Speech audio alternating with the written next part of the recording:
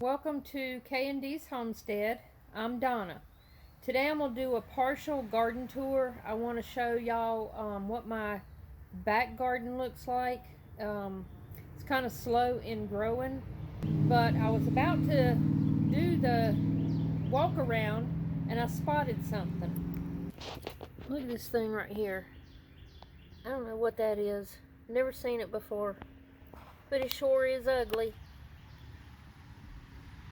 This is my back garden. It kind of just carries the overflow from the stuff I've got in the front garden. And it's quite a distance to walk.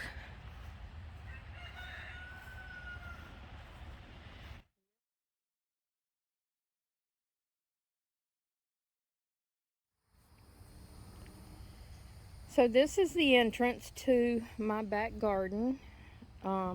It carries overflow from my front garden, which is my main garden. And honestly, since I've been sick, which is over 2 weeks now, I haven't tended to anything. Things are depleted in some places. Things have died. Things are suffering. Because when you take your eye off of a garden for just a minute, it will consume with weeds, disease, and pest, and lack of nourishment, meaning water and some form of fertilizer. And I have not been out here in 2 weeks. I watered this morning before doing this video, but I haven't done anything in 2 weeks, and I see some damage and some things that are suffering that is a result of that. But it is what it is. And the thankful part of it is I have enough stuff that is still thriving and enough stuff canned and put away in the freezer from last year's garden and probably the year before, that my freezers are still full enough to carry us through to next summer if everything out here died. But I don't want that to happen because I love gardening, and I didn't need to grow a garden this year, but I don't know how to not grow a garden. So it'll hurt my feelings if stuff dies, but it won't hurt us in the food department. Now let's check out my bug ball and see what we've caught. There's a lot of nasty on that. I love my bug balls.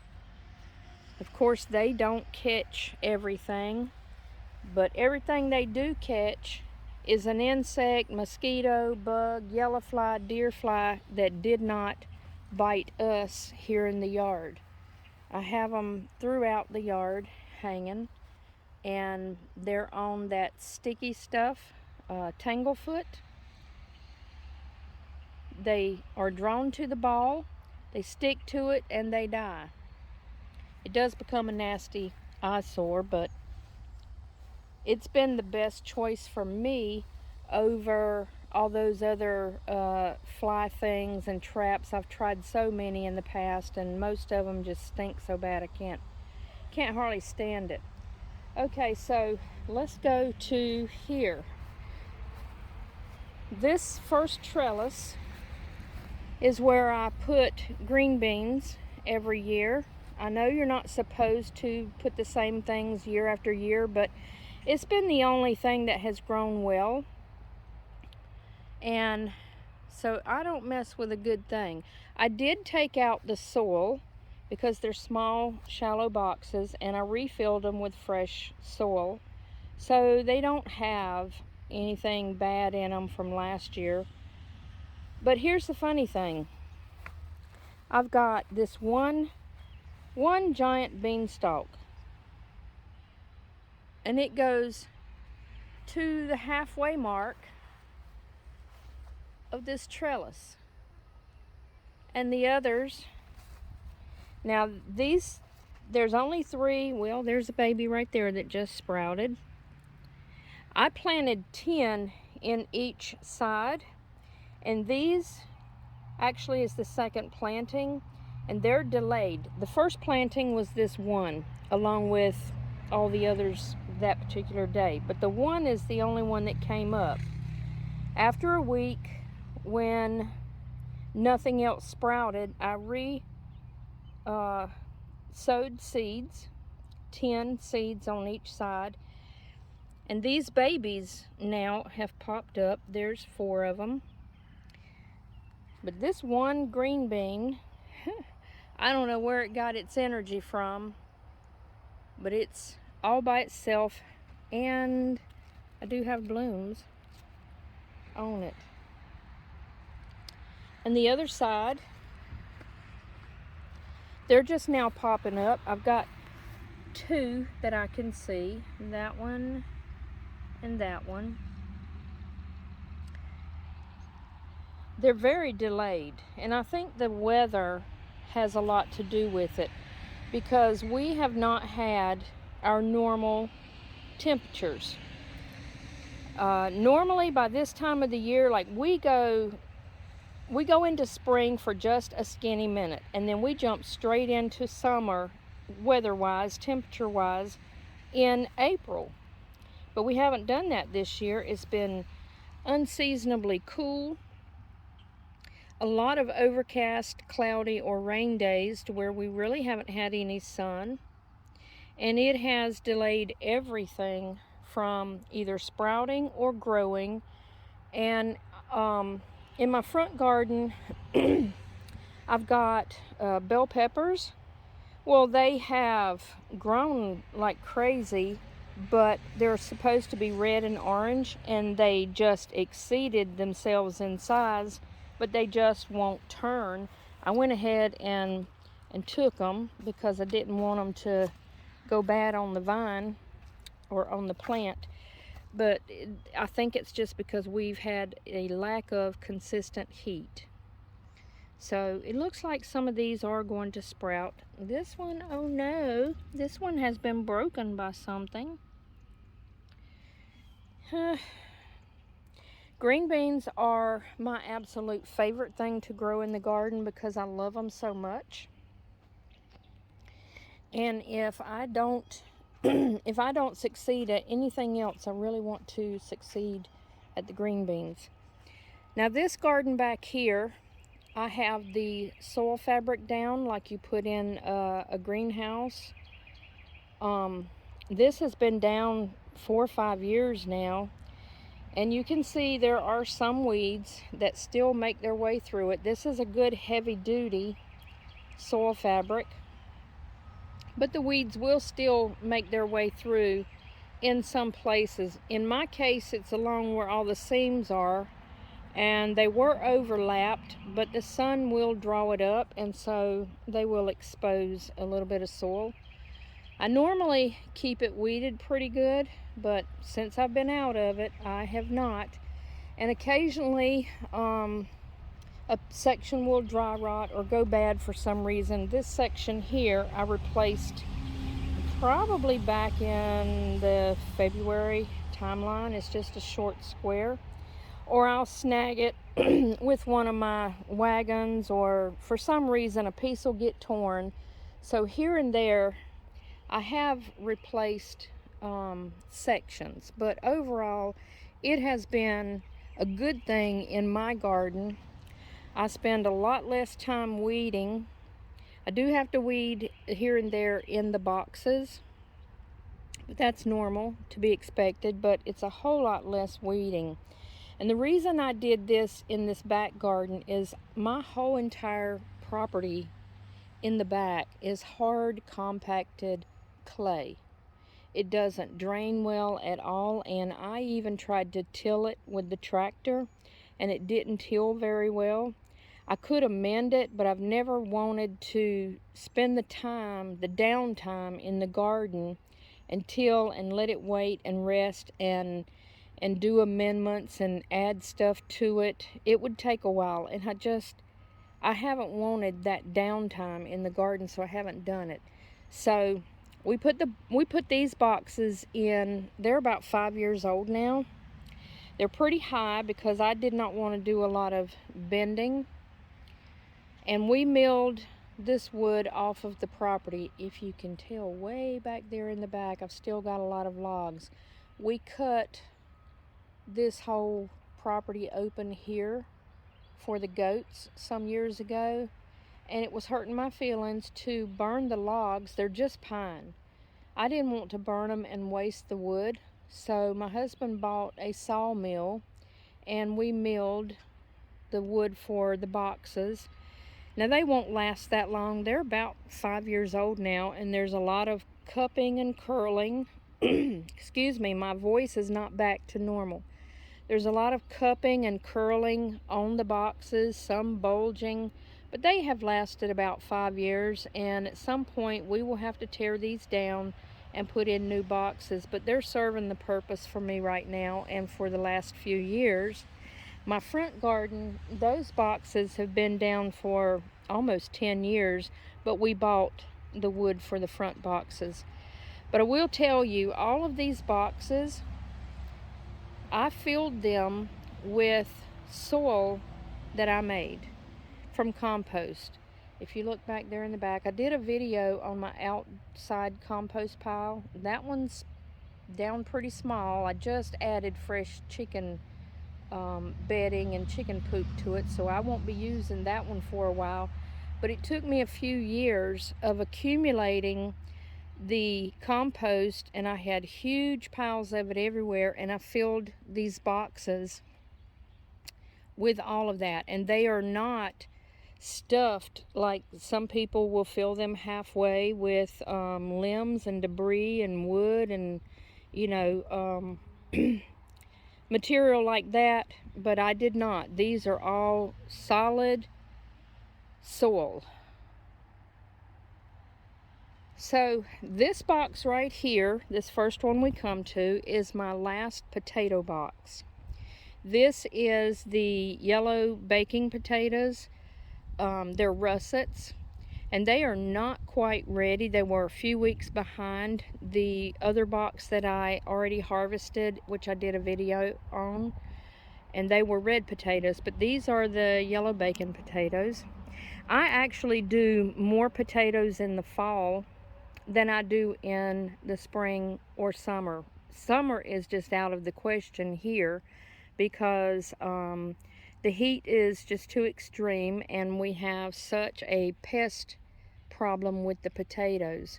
But when it's cool weather, and I think I planted these late February, but in the fall I will plant out several boxes and have a lot of potatoes. They do really well for me here in the fall.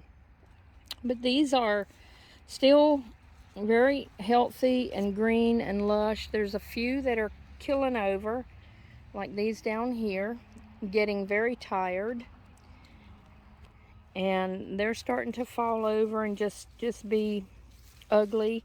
That's a sign that they are getting ready to be harvested, so sometime soon. And I think I have 3 rows in this box, and about 10, what I used was seed potatoes. I've got about 10 seed potatoes on 3 rows. It was actually healed, but it's kind of hard to see in here. But let me show you something. Another plant that has put out the true potato seeds.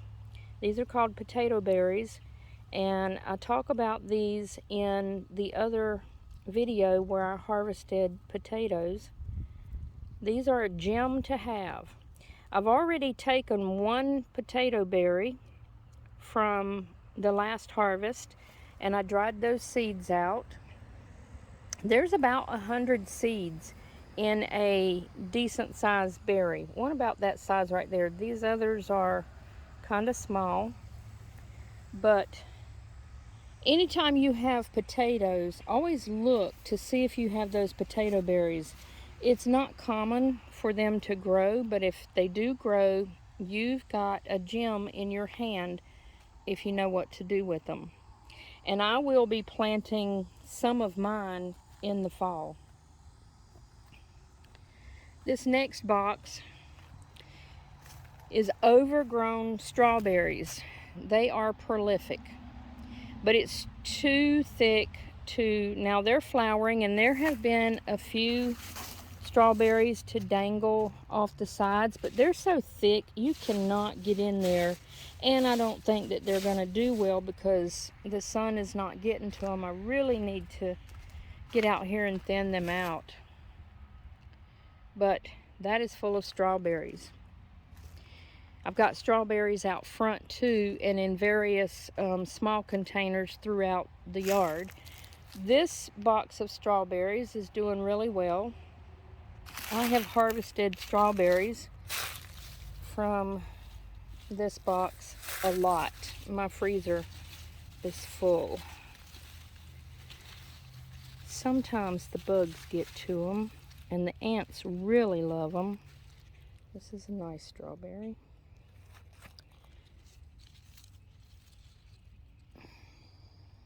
That one's fair. Here against this trellis goes up and over. I'm sorry if I did that with the camera. The trellis goes up and over to the other strawberry box. And I have green beans planted in here. Only 3 have come up. But again, the weather has kept my green beans from really doing very well. And I have green beans at the base of this trellis as well. And this trellis is going to share space over here with my cucumbers. The cucumbers will reach about the halfway point, and the green beans as well. I've done green beans here before, and when they were doing really good, they got about halfway, maybe a little further than halfway over the trellis, but they won't go completely over. And I'm probably going to have to pull the the cucumbers out before that time anyways, because cucumbers are very short-lived. They just don't do well here once the humidity gets so bad. And see, I've already got some action happening on these leaves already. I've got some cukes in here. I have harvested about 10 cucumbers now from my front garden, or I should say my husband did. But this is doing really well. A lot of blooms on it. I'll come around to here. Let me show you this tomato plant. Is that not sad or what? I don't know that this will bounce back. It's loaded with tomatoes, but it suffered terribly from lack of water. And the others did too, but they bounced back. Last Sunday, I was feeling pretty good, and I cleaned my chicken coop and worked in the chicken yard, and I came over here and I watered. They were kind of wilting over, but I watered them really good, and they have bounced back except for this one. I'll probably have to pull this one out, but I've got some more smaller ones in the greenhouse that are still in cups that I need to transplant, so I'll probably just pull this one out if I see that it, and I really don't believe it's going to bounce back. I think it's beyond saving, but I'll pull those tomatoes and pull that plant and replace that. That is a bush Goliath, and it is a hybrid, and it is a determinate, which means, and so is the one next to it, it's going to put out most of what it's going to put out all at one time, and it's going to be a short bush. And so once those tomatoes happen, I may get a few scragglers here and there, but the overall majority of the fruiting is going to happen all at one time. And then, you know, you just need to replace them instead of spending a lot of time and energy feeding 1 or 2 tomatoes here and there. This one here beside it is Mama's Bush Goliath. And I call it Mama's because it truly was hers. My mother passed away last August, and she had bought this plant, well, not this one, but the mother plant. She had bought it and set it out last June, which I still have the mother plant in my greenhouse. It's tired, but it is still alive, and I just recently got 4 tomatoes off of it. But because I've carried it in the greenhouse all year and through the winter where the temperature's regulated in there, it stayed alive, which is not normal because this is a hybrid and it's a determinate. But we did get tomatoes to suit our fancy all winter.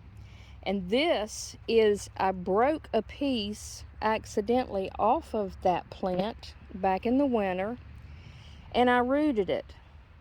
And then I brought it out and planted it, and this is the result. I don't know how the tomatoes are going to turn out because normally with a hybrid, which is what this is, you don't get the same variety from seeds. This was an actual limb that I broke off and rooted, so it may produce the same. It doesn't matter to me because we love tomatoes of all fashion. It doesn't matter what comes of it. The fact is, it's loaded with some really pretty tomatoes. And I normally do not prune my hybrids, my determinants rather, but I do come in and take any limbs that are touching the ground. I prune my indeterminates pretty heavily, but the determinants I generally leave them be unless they are touching the ground. This one here is a steak tomato, and I wish I could remember where I got it. This is a seed I sowed from my seed collection. The seed collection for these tomatoes is in a sandwich bag. It's only labeled steak tomato, but I don't know where I got them from. Normally though, when I buy seeds, I buy them from Baker Creek. So that's possible that's where that's from. My basil, I need to harvest. I've got a lot of basil throughout both gardens in between peppers and tomatoes, and they really need to be harvested and brought in and dehydrated. I've got 6 paprika peppers here. They are slow to go, but a deer came in and bit the tops off of just about everything in this garden. In fact, here's some damage where it bit. This was when the tomato plant was just a little tiny thing. I had just set them out. And I didn't know if they would survive, but they did. They bounced back. They ate the tops completely. Here it is. That was a top down in there. Ate the tops off of all of my peppers, but they've bounced back. I love paprika peppers because I dehydrate them and grind them up into powder, and I use them so much. I use paprika in a lot of my dishes, and I make up my own meat seasonings, whether it's chicken or pork chops or whatever, and I use paprika. I use paprika in almost all of my potato recipes. So I love the pepper, and I only have 6, but that is all that I need because they are very prolific. The deer also came in and destroyed my beets. It's just a small amount of beets. They are very sad looking, and the bulbs look like wood. I don't know how well those are doing or will end up doing, but it's okay. Like I said, anything that is no good, I still have backups in my pantry. This is a Roselle hibiscus. I don't know how well this camera is showing because the sun is so bright I can hardly see myself. But anyways, this is Roselle hibiscus. A friend of mine, Raquel, gave me the seeds for this. And these flowers, the flower petals from this particular, makes a really good mixed drink, or just a refreshing summer drink, however you make it. And so I wanted some to try it. She was telling me about it. I've never done it with that particular plant, but she introduced it to me, and so I'm trying it. I've got 4 of those. This is my turmeric. This is about 4 years old, the root is. When this grows up and is ready to be harvested, I will harvest the root, take part of it. I leave a lot, but I take part of it, and it's a very large root. And I dehydrate and grind it up and put it in with my spices. This is a willow that my son brought me. I have yet to find a place to plant this, so that's on the agenda.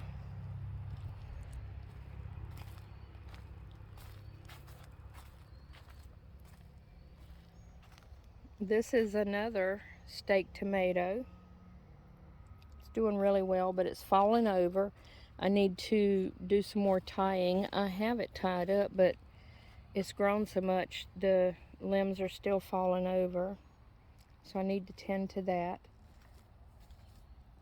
And in all of my boxes is hay out of the goat house that I put on top. And I fertilize all of my stuff with bone meal, blood meal, and liquid fish emulsion. This is a very sad box. This is my sweet potato slips, and they are dying to be put out of their misery. I'm so sorry. I love sweet potatoes. I love growing them, and they usually do so well, but they went without water because of me not being out here tending, and they have just shriveled up. There's 12 if I remember the count. But normally a box this size with about 12 just fills in completely. But the lack of water, you know, it is what it is. I hate it. We had a little bit of rain while I was out of commission, but not enough to sustain everything. This box back here, this particular tomato is a Celebrity. I love the Celebrity tomatoes and the flavor. They are a determinate, and they're a hybrid, so they'll just grow to a certain size and put off whatever they're going to put off. And I have pruned a little before I got sick, but I see some things are starting to get a little long under there.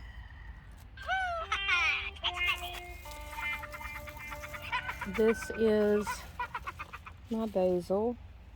This is another Celebrity, and it was eaten off by the deer as well. This is another Celebrity.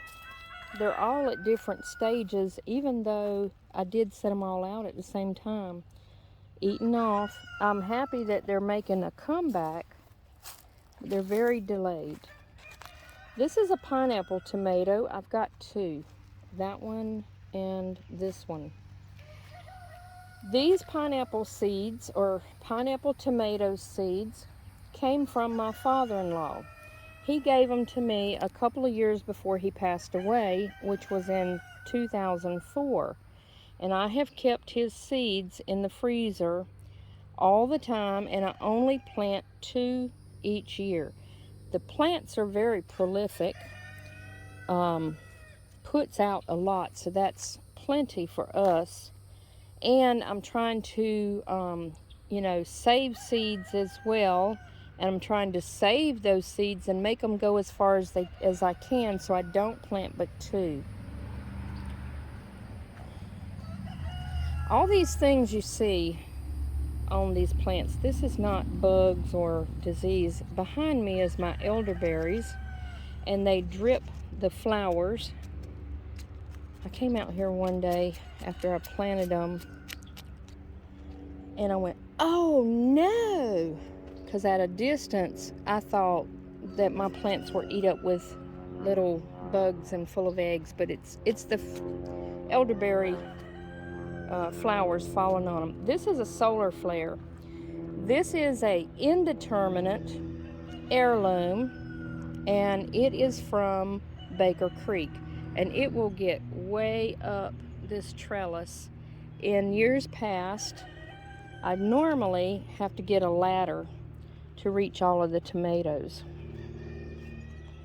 I have more tomatoes and peppers in my front garden, but these are just a few back here.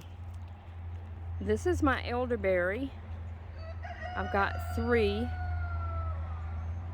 and they are now producing berries. The flowers are falling off, and in their place are the berries.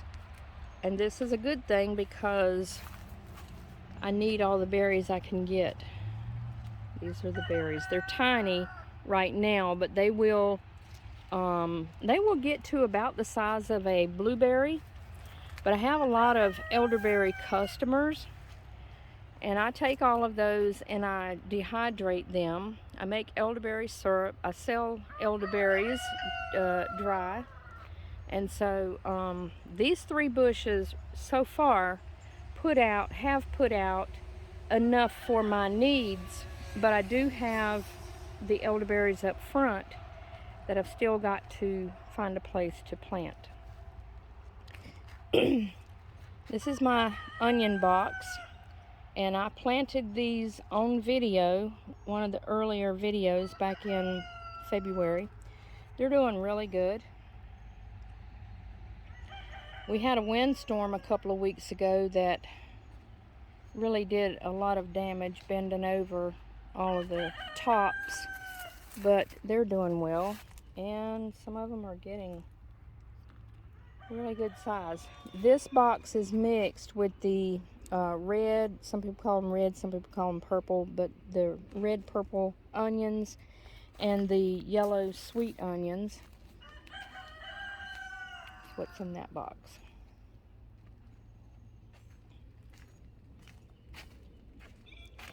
And then I've got a lot of flowers throughout the garden. This is a pot of marigolds, and these marigolds get absolutely ginormous. It will be way up here, and they will be falling over the sides of this pot. This is a black olive tree. The paper on it says it takes 3 years. It's the first time I've grown. I love green olives. I wasn't aware. I was careless when I picked it out and didn't realize it was a black olive. But I'll try it. I've never been a fan of black olives, but I'll try. And that's if I can keep them, alive, keep it alive, because it takes 3 years, according to the paper, for it to mature and start producing anything. This is just a flower I don't know the name of, but it's real pretty. This is dianthus that I need to deadhead, a result of not attending to things. This is a white rose. I don't know the name of it.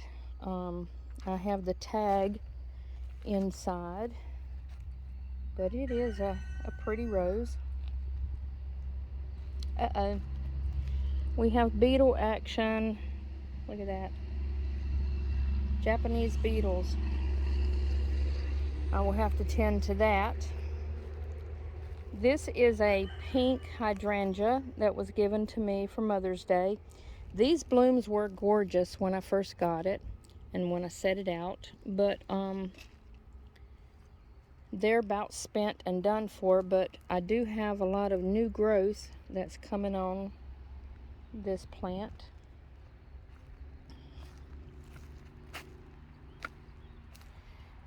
This is a nasty mess of marigolds, dianthus, and some very healthy weeds. I'm going to have to spend some time on this box and do some weeding. I got a lot of work cut out for me. But you know, marigolds, I only planted one in that box last year, and this is the result of that one, because the seeds will self-sow, and then you end up with marigolds everywhere. I've got one out here on the fabric. I've got one right here.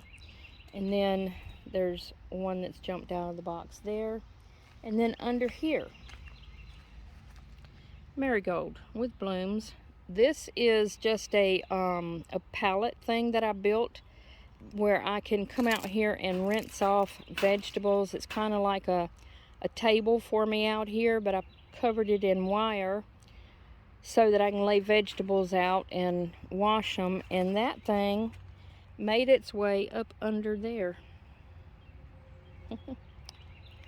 Out there hanging on that rack are some plants that I'm trying to rehab.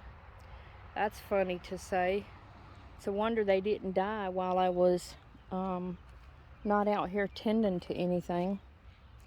Here's my other two Roselle hibiscus. They're doing really well. But it does look like the beetles have been working their way on this too. Hibiscus is famous for attracting those Japanese beetles. I will tend to that in due time. This is a fig tree that I have in a planter. I have a big one over on the left side of the garden, but this one's in a planter. These figs, both fig trees are about 4 years old now, and we've got some baby figs. They have only this is the fourth season for this. The first three, they only put out a handful of small baby figs, just enough to taste, but not enough to enjoy. So we'll see how this one does this year. These are just a few strawberries that I thinned out of one of those boxes and stuck them in this gutter on top of my little short pallet fence that I made. I've got pallet fences going down both sides of this garden. And while they are small, they have put out a handful of small strawberries, but they're doing good.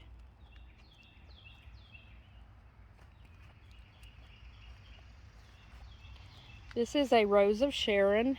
It's about 4 years old. I see some babies right there. It's in a pot. I'd prefer it to be in the ground, but I haven't found a place that I was willing to dig through all this clay, and then I would need to amend it and all of that. So I've just left it in the pot, and it blooms every year. It just doesn't thrive. It should be a lot bigger by now, but you know, it's overall healthy.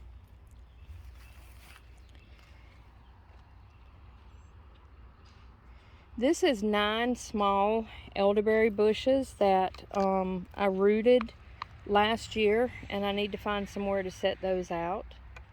And then this is just a little pot of dianthus, and like everything else, I mean, it needs my attention. I need to come out here and snip off all these dead. I have a lot of work to do in this one garden. I haven't even been to the front garden yet, and I will do the front garden on a different video. But there is a lot of work for me to do out here to whip things back into shape. As soon as my energy level comes back up. I have a pear tree right here that I haven't mentioned. I had to, Hurricane Florence in 2018 took the second one out. It broke everything on this one, and I cut it down to the ground but left the stump. I had intentions of having the stump ground. It was damaged beyond repair, or beyond saving, but I left the stump, and out of that this tree grew. It is producing really tiny pears, unusable, because it doesn't have a second one to pollinate with. A while back I saw some very small, I mean, they are like smaller than blueberries, and then they drop off. That's all I'm going to get out of that until I have another pear tree. But I haven't concerned myself with it too much because my freezer is full of pears. I don't know if you can see that way up there. There are some tiny pears. They're they're dry, they're brown, but they will never, here's one, they will never get big enough to use. There we go. That's about all. And that's not a bloom, that is a dried up miniature pear. But they need more than one to pollinate each other. But it's a good shade tree, so I leave it, and I'm thinking one day I will plant another one. It took 7 years to get the first good harvest off of it, though.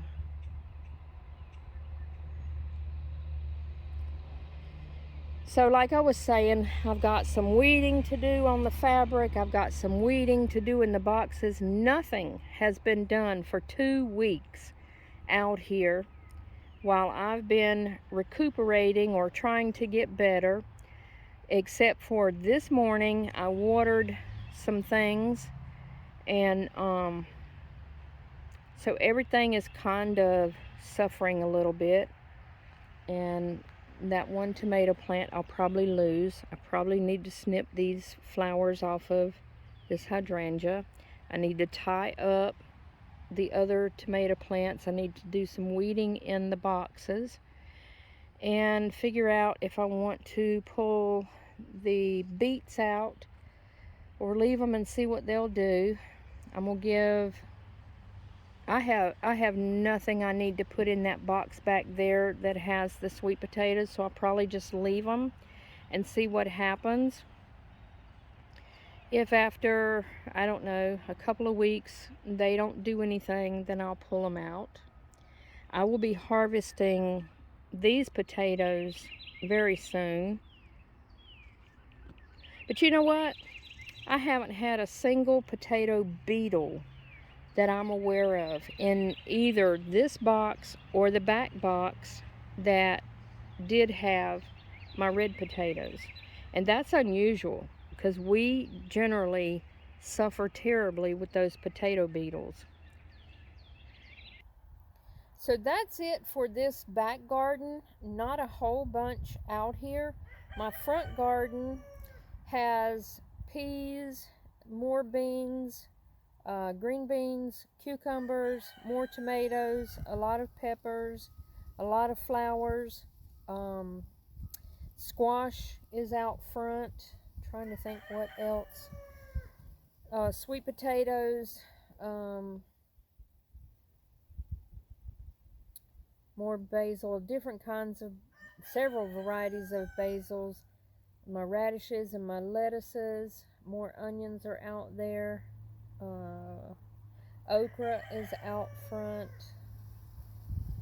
There's quite a bit out front actually, but it's just kind of hard right now. We've got vehicles parked over there because of the kitchen remodel. Everything is shifted around, and I'm not quite done with my boxes over there, so I wasn't ready to do that particular garden tour. But this is my first garden tour. I know it's just a small one, not a whole lot growing back here, but anyways, I wanted to show y'all, and I will be doing a garden tour for the front garden here very soon. It's starting to rain on me, and I need to get inside, so I'm going to conclude this. I hope y'all enjoyed it. I hope it was of interest. I hope you liked the video. Click like, and I hope you will consider subscribing, and we'll see you on the next video.